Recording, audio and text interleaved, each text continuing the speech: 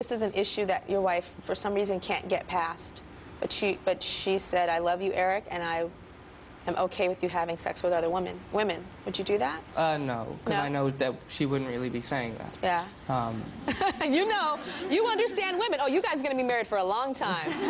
It's the test. Honey, it's okay. Right. You can have somebody else. You better not. Yeah. Right?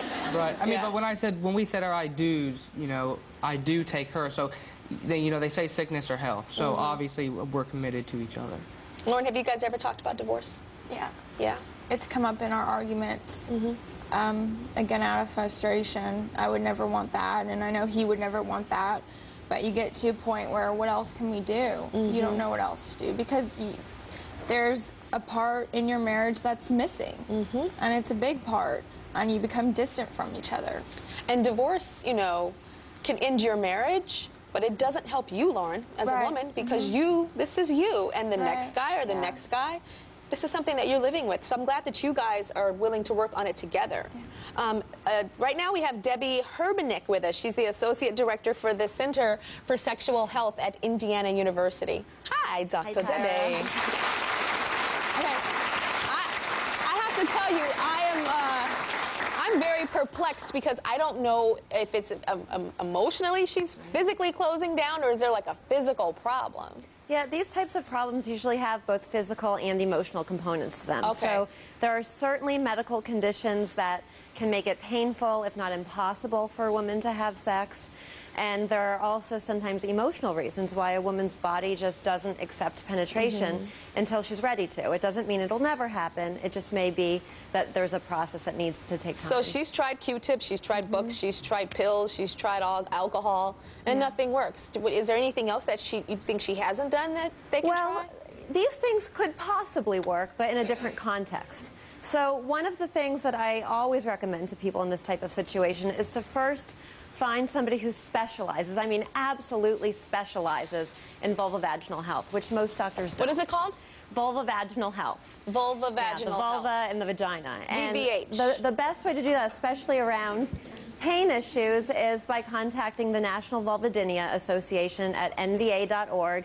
They specialize in all these issues around vaginal pain, including women who find it painful, if not impossible, to have sex. So you can get a referral to somebody who really focuses on this area, just to rule out any medical causes. Now, meeting with a sex therapist, again, a trained, licensed sex therapist, is again going to be, a context in which using dilators and relaxation strategies might be helpful. But it's not the dilators themselves that work the magic, and it's not relaxation itself that works the tricks. It's really taking the time to try these, to come back to therapy, to talk about what happened, how you both felt, how you're talking and communicating about it, and what's next.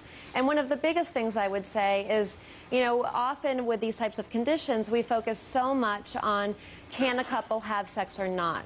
But what's most important is, if you do have sex, is it pleasurable? And whether or not that's intercourse, it's important to focus on pleasure. So, I can see, by your body language, the way that you two sit next to each other and hold hands and talk about each other, you're clearly in love, right? You have so much love for each other. You adore each other. You talk about, being each other's worlds. And so when I heard you talk about making these big anniversary plans and then canceling them for fear that, that it would just be a tease because sex might not work, it made me sad. I would say look for ways to experience pleasure, connection, intimacy, kissing, making out, all of the good things, even if the intercourse takes time. Okay. You guys got that? Yeah. Yeah? Okay, we'll be right back.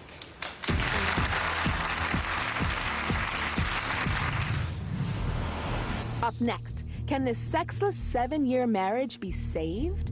Maybe if he can force himself on me. I feel like I'm raping you. I can't do that. We're never gonna be able to make love. And later, have you heard of the 50-year-old virgin? It's not a conscious choice, Years pass, life evolves. How do I explain this?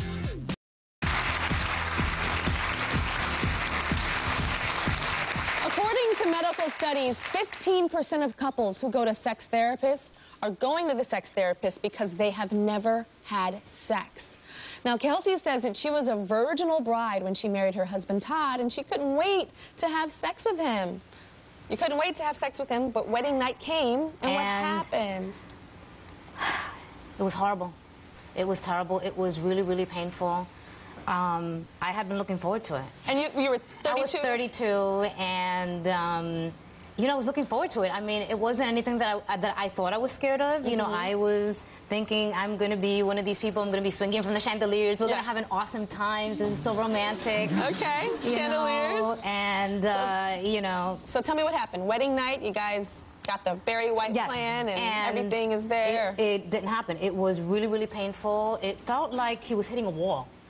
It was horrible. I heard that you felt like that he entering you felt like a hammer on fire. Picture like having a hammer or a jackhammer being shoved down your throat along with like the fire thing from like the circus. Yeah.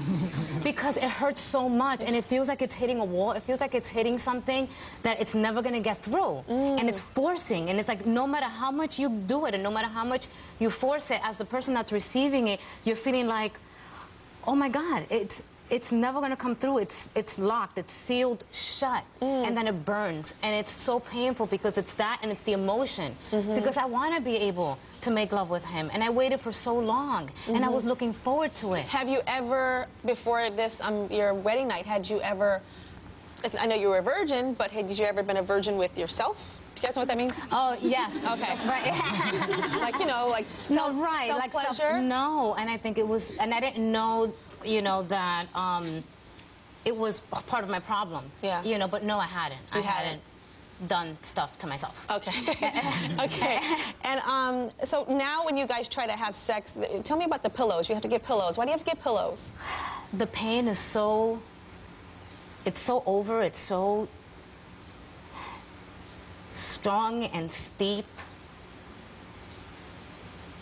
I can't explain it. It's such a strong pain that I have to muffle my screams with 2 or 3 pillows on top because I want to be able to make love with him, and so that way he doesn't hear me and he can continue, and maybe if he can force himself on me and force it and he doesn't hear me crying, because when he hears me crying he stops and he says, I can't, how can I do this to you? I feel like I'm raping you. And I told him, it doesn't matter. We're never gonna be able to make love. And I waited so long. And I figured if he could force me and I could not scream so loud, then he would force my body, because I figured, you know what, I have control. I can have control over this. If I can control my body and I can say, you're not gonna control me, you're not gonna keep me a slave, and you're not gonna break up my marriage, then we have a chance. But then he feels like he's raping you. Yeah, so I just told him to block it out. How long have you guys been married? 6.5 years. So almost 7 years. Plus the dating. We dated for a year too, so. Okay. And how many times have you had sex? Once. Once. Todd, you're emotional right now about this. Tell me. Oh yeah, definitely.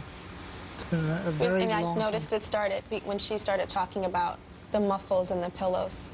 So how does that feel for you as her husband? You know, you want to make love with your wife and she has to put a pillow in her mouth. Now, some women have to put a pillow in their mouth for other, you know, like for happiness, you know, being too loud. But hers is from terror. It is, and you know, I mean, I don't enjoy it for the fact that I know the immense amount of pain that I'm putting her through, the emotional trauma that she is going through. And she sometimes insists that this is what she wants. She wants to try to get past this, but usually in the end, it's just I can't do it. I feel like I'm raping you. I can't do that. Yeah. And so, do you guys like kiss at least? Do you cuddle? Yeah, but it's we used to obviously be a lot more affectionate in the beginning when we felt like we had hope. And then after a while, you just, you know, like I would ask him sometimes, and I would say, babe, I miss you. Can we just kiss? Can we cuddle? And he was like, for what? Because it's going to lead to something else. And then because then it leads to a lot of disappointment and frustration, and it brings up everything again. So how do you satisfy